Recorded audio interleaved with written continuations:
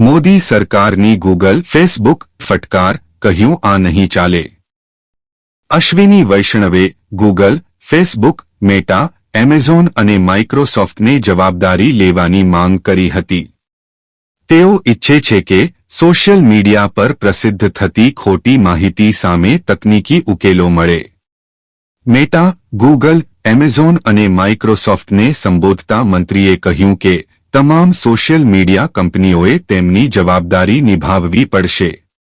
મોદી સરકારના આઈટી મંત્રી અશ્વિની વૈષ્ણવે સોશિયલ મીડિયા પ્લેટફોર્મ ગૂગલ અને ફેસબુકની કામગીરી પર નારાજગી વ્યક્ત કરી છે।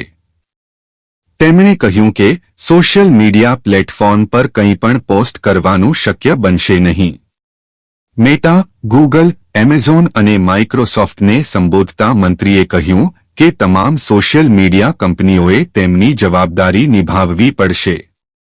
તેઓએ જોવું પડશે કે તેમના પ્લેટફોર્મ પર શું પોસ્ટ થઈ રહ્યું છે અને શું નથી। સોશિયલ મીડિયા માટે નવો કાયદો આવશે।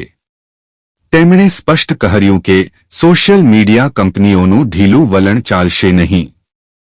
તેમના પ્લેટફોર્મ પર જે પ્રસિદ્ધ થશે તેની જવાબદારી તેમની રહેશે અને ખોટી માહિતી અને સમાચારોનો સામનો કરવા માટે તકનીકી ઉકેલો શોધવા પડશે જેથી સમાજ અને લોકશાહીને નુકસાન ન થાય।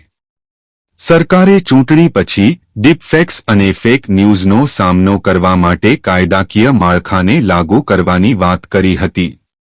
સોશિયલ મીડિયાના દુરુપયોગનો ડર। સરકારે કહ્યું કે સોશિયલ મીડિયા પર ફરતા ફેક ન્યૂઝ અને ડીપફેક્સ પર ઝીરો ટોલરન્સ લાગુ કરવામાં આવશે।